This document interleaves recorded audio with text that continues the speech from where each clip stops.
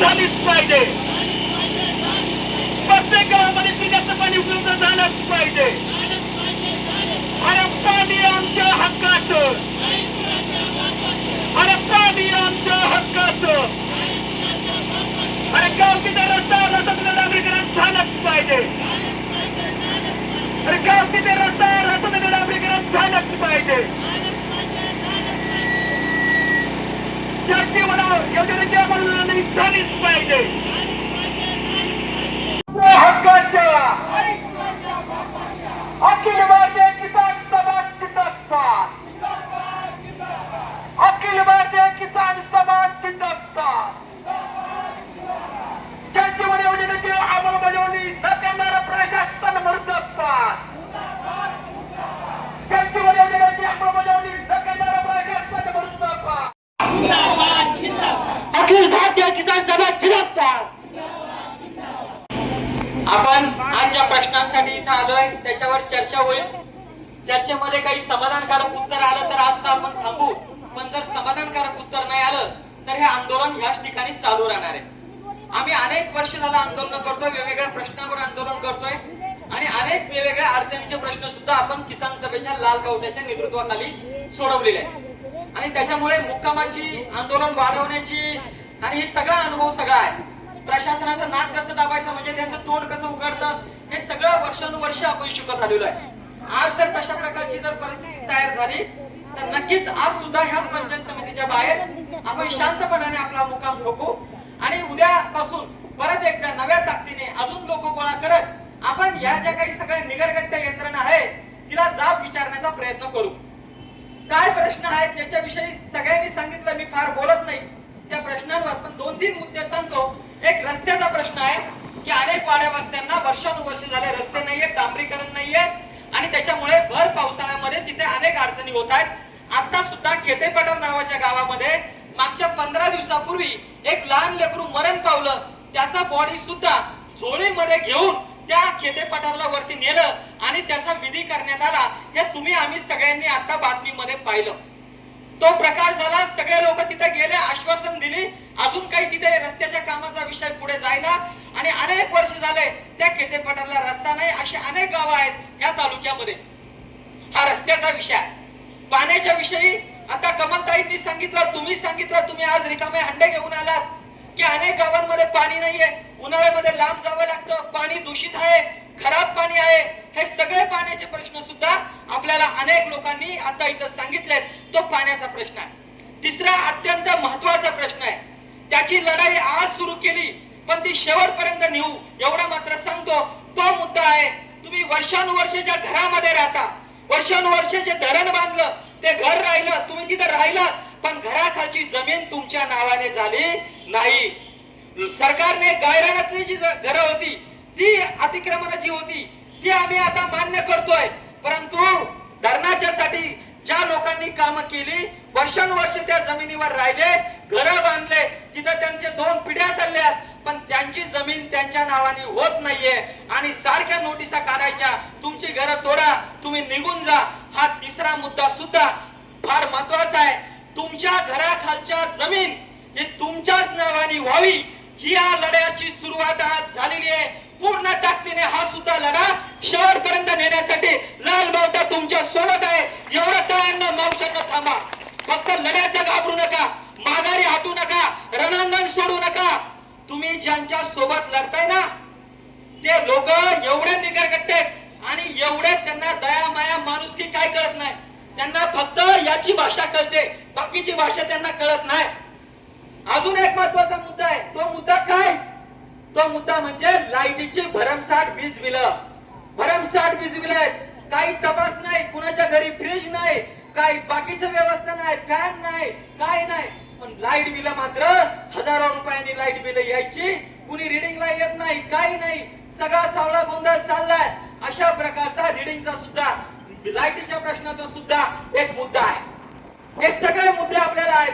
तुम्हाला सगळ्यांना कल्पना आहे की या सगळ्या प्रश्नांना घेऊन आपण किसान सभा म्हणून रस्ता, पाणी, तुमच्या घराखालची जमिनीचा प्रश्न, हे सगळ्या प्रश्नांना घेऊन आपण आजपासून लढाई सुरू केली. आता मला माहितीये तुम्ही काय करणार. तुम्हाला मी बोललेलं सगळ्यांना पडतंय. पण थोड्या वेळाने तुमची चुळबुळ चालू होणार. तुम्ही म्हणणार आता लय झालं, घरचं काहीतरी काम असणार, नवरा बोलवतोय, पोराला डबा द्यायचाय, शेळ्यात राहिल्यात, पाणी आणायचंय, जनावरांचं काय करायचंय, सगळी तुमची चुळबुळ चालू होणार. आणि मग कुणाला तरी पाण्याची ताण लागणार, कोणतरी म्हणणार आता मी जाते, तुम्ही सगळे जाणार. अशोक बेकारी, अमोल वाघमारे, राजू बडे, दादा बडेकर, आम्ही 5-6 जण अख्ख्या दुनियाचं पाणी व्हावं म्हणून आम्ही इथंच मुक्काम टाकणार. ते आतून मजा बघणार आमची. बरं झालंय चला गेले आपलं संकट. अरे ते इतके हे आतल्या बसलेल्या खुर्चीवरच्या बाबू इतक्या निर्लज्ज आहेत की त्यांनी गावात तर तुम्हाला पाणी नाहीच दिलं, पण भर उन्हात तुम्ही इथं जे चालत आलात ना, इथं सुद्धा तुमच्या हंड्याचं पाणी देऊ शकत नाही. इतकं निर्लज्ज प्रशासन आहे. आणि म्हणून ज्यांना तुम्हाला इथं तुमच्या दारात आल्यावर आपल्याकडे पाहुण्याची संस्कृती आहे. आपल्या दारात बरोबर दादा कोण आलं तर बाई माणूस आत जातात, तांब्यावर पाणी आणतात, म्हणतात पाणी घे. हे एवढे निर्लज्ज आहेत, यांच्या दारात बसलोय पण यांना तांब्यावर पाणी देण्याची त्यांची वासना नाही. हे निर्लज्जांकडून काय अपेक्षा करता? या रेड्याच्या कातडीची, गेंड्याच्या कातडीच्या अवलादी करून कसले तुम्ही मागणी आणि अपेक्षा करताय? हे निगरगट्ट यांच्या इथं 2-2 दिवस मुक्काम ठोकावे लागतात, तेव्हा यांना जाग येतात. अशोकराव 100-200 लोक नाही चालत, इथं 1000-1500 लोक चालतात, तेव्हा यांना कुठेतरी हे होत. एवढे घमरगाडी लोक आहेत. तालुक्याचे तहसीलदार अजून इथं येणार. तहसीलदार महोदय तुमच्या दारात पण लाल बावटा येणार आणि तुमची तहसीलदाराची खुर्ची, तुमचा तहसीलदाराचा गाडी आणि तुमचा लाल दिवा याचे सुद्धा तुम्हाला योग्य ती जाणीव तुमच्या दारात करून देणार. हा लाल बावट्याचा संदेश आहे. कुणाला तुम्ही समजताय? किसान सभेची लोक येऊन बसतात, तुम्हाला वेळ नाही चर्चेला, तुम्हाला कुणाला किसान सभेच्या विषयी बोलताय? लाल बावट्याची अवलादे 50,000 घेऊन फडणवीसाला कर्जमाफी करायला भाग पडणारा लाल बावटा आहे. तुम्ही आमच्याशी काय करता? जे म्हणत होते ना येण्याचे नुकसान भेटू शकत नाही, त्यांना 4 वर्ष कसा लढा दिलाय तुम्ही पाहिलं. ते 15 कोटी लढून मिळवले, यांची उतरवायला काय वेळ लागणार आहे याची चिंता तुम्ही आम्ही करू नका.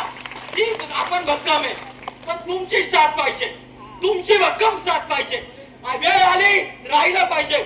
नाही भेटू द्या पाणी. आज अंगावर संध्याकाळी झोपताना कुणी चादर नाही देऊ द्या, ब्लँकेट नाही देऊ द्या, नाही चालत, दास राहू द्यायचं. पण तुमची लढण्याची तयारी पाहिजे. आपली जर लढण्याची तयारी नसेल तर शेवटी ही यंत्रणा तुमची आमची मजा बघते. आणि आता तुम्हाला अजून एक सांगतो, तुम्ही सांगा या जनतेचे मालक, या देशाचे मालक, या बाबू लोकांचे मालक खऱ्या अर्थाने कोण आहेत? इथली सामान्य जनता. तुम्ही आम्ही टॅक्स देतो म्हणून यांना पगार मिळतो, बरोबर का नाही? हे सगळे आपण मालक. पण आता हे बघा बरं का, इथं तुम्ही आम्ही आलोय, कुणाला काय घेणं देणं नाही, साधं पाणी नाही. पण इथं एखादा आमदार, कामदार, खासदार, कुणीतरी मोठे मंत्री आले, त्यांच्या पुढे काय करतील? चला चला साहेब आज चला, लगेच पाणी, लगेच चहा, आमचं. अरे ते कोणतरी निवडून आलेली लोक, ते जसे या देशाचे काहीतरी लोकप्रतिनिधी किंवा नागरिक आहेत, तसे या देशाचे मालक, ज्या सरकारचे मालक, ज्या कार्यालयाचे मालक, या बाबू लोकांना ज्यांच्या 2 रुपये टॅक्स मधून पगार दिला जातो, त्याचे मालक तुम्ही मी आहे. पण आपण फाटकी माणसं, आपण सामान्य माणसं, आपण एकत्र येत नाहीत, आपली एकजूट राहत नाही, आपल्या मागे कुटुंबाचे 100 प्रश्न म्हणून आपण लढत नाही आणि शेवटी आपल्या प्रश्नांना कुणी वाचा फोडत नाही. आणि म्हणून तुम्हाला विनंती करतोय की ह्या वेळेस काय जे असेल ते चर्चा होईल, ती तुम्हाला आव्हान करतोय. थांबून राहा, मुक्काम करू, राहू इथं 2-4 दिवस जडू, परंतु आपले प्रश्नांची वाचा फोडल्याशिवाय घरी जायचा विचार करू नका. नाहीतर तुम्ही आम्ही जाणार, परत प्रश्न तयार होणार. म्हणून आताच सांगतोय, चर्चा होईल का नाही मला माहित नाही, यांचा रंग काय मला नीट दिसत नाही, ते कसं करायचं ते नंतर बघू, परंतु मुक्कामाची तयारी ठेवा. आणि म्हणून मी मुद्दा म्हणून तुम्हाला सांगतोय, तुम्ही जर हटलात तर प्रश्न मागे जातील.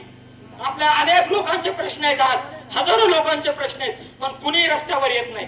शेवटी ज्याला आपण कुणीतरी 4 आलोय तरी आपण लढू. शेवटी लक्षात ठेवा, आता हे सगळ्या महिन्यात आहे ना,